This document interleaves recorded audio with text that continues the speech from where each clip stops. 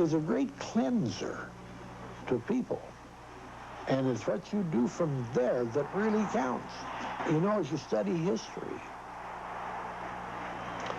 you find so many times that person or that team or that nation that is totally defeated, they come back. And if you don't believe me, watch out, or you get run over by a Toyota or a Mercedes. He went back to his first love, teaching. His military classes at Ohio State overflowed. He became politically active, endorsing candidates both Democratic and Republican, from city council to president of the United States. He's a hell of a good guy. You want to vote for him now? Good, good. He served as chairman of many charitable fund drives and generously lent his name to worthwhile causes. But most of all, he hit the lecture circuit. Woody Hayes was in demand, and he responded with enthusiasm. And who was it the other day was talking to me about some of our former football players? And we'd mention him, and he'd say, he listened. He listened. Now, you don't hear that nowadays. Teachers will say, well, I'll suggest it to them, and maybe they'll accept it, or they'll have to make their own judgment, their own opinion. To hell with that.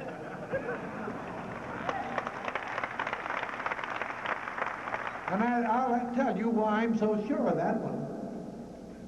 Because I've been 18, and they ain't never been 71.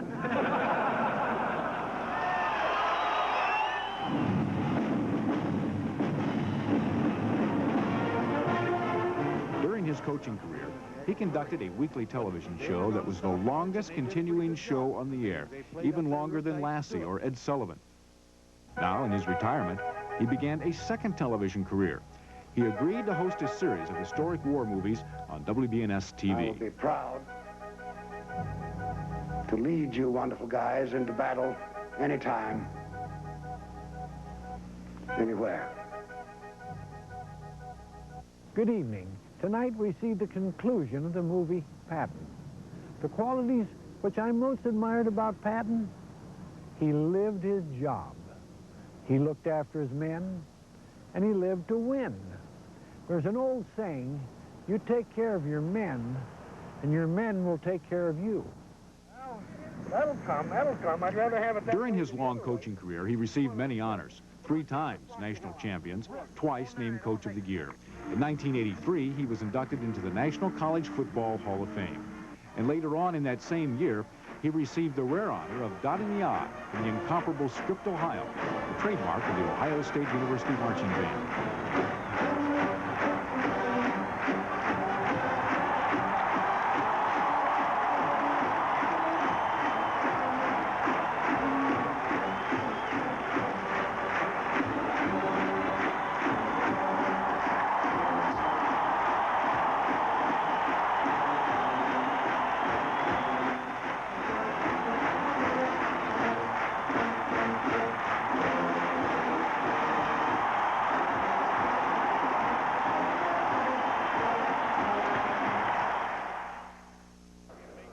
And in 1986, he was awarded the Amos Alonzo Stagg Award, given for outstanding service to the coaching profession. Other honors came to him, perhaps more cherished than those with polished cups and silver footballs. Among them was a testimony of a former opponent, O.J. Simpson, who lost to Hayes' team in the 1968 Rose Bowl. And everybody I've ever known who's played for Woody Hayes, they speak of him with love. And Woody Hayes, I can honestly say, is the one college coach I wish I had an opportunity to play for. And, of course, his former player, assistant, and later adversary, Bo Schembechler, his lifelong friend. The one thing about football is that when you make friends in the game, they're lasting forever. They stay forever. The guys that you played with, men that you coached with, and even men that you coached against. Now, as far as our relationship is concerned, I've done them all with you. I've played for you, I've coached for you, I've coached against you. So I think I know you fairly well. I believe. And to me, that's what it's all about. People can talk about a lot of other things and the great games and all the other things that are involved in college football. But when it's all said and done, the relationships that you have are still the most satisfying. And they're almost always emotional relationships, aren't they? Oh, yeah.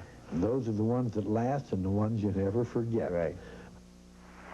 But perhaps the greatest honor came when he addressed the 1986 graduating class at The Ohio State University winter commencement. Graduates, Mr. President, faculty members, friends, and families of the graduates who have done so much and sacrificed so much to make this possible. Today is the greatest day of my life, and Mr. President, you certainly helped to make it that way. I appreciate it so much to get to come here and talk to our graduating class at The Ohio State University, the great, great university that you and I have.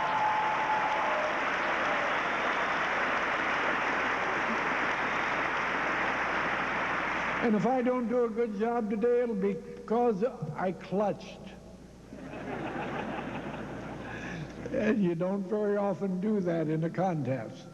But I am so grateful and so appreciative to be here today. I can't just tell you how much. I would like to start out with something that I use in almost every speech, and that is paying forward. Paying forward. And that is the thing that you folks with your great education from here can do for the rest of your life. I was so happy the other day when I saw in the paper about Jim Lachey, who played here a year ago and comes back after 1 year of professional football to give a gift to the university in 6 figures, And what he said was, I received a great education here, and I got to play great football under Coach Bruce and under a great football system here. And he said, I want to help some other youngster to do the same thing. And if you take that attitude toward life, that you're going to pay forward, because so seldom can we pay back, because those whom you owe, your parents and those people, will be gone. But you do want to pay. Emerson had something to say about that. He said you can pay back only seldom, but he said you can always pay forward, and you must pay line for line, deed for deed, and cent for cent. He said, beware of too much good accumulating in your palm, or it will fast corrupt. That was Emerson's attitude, and no one put it better than he did.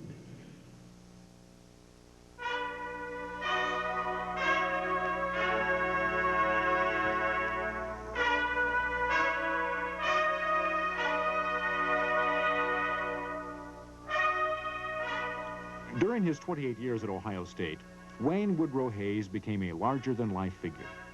His influence transcended the university, went beyond the state. In the end, he was honored and respected internationally. He lived a life that brought great credit to himself, his university, and his community of men.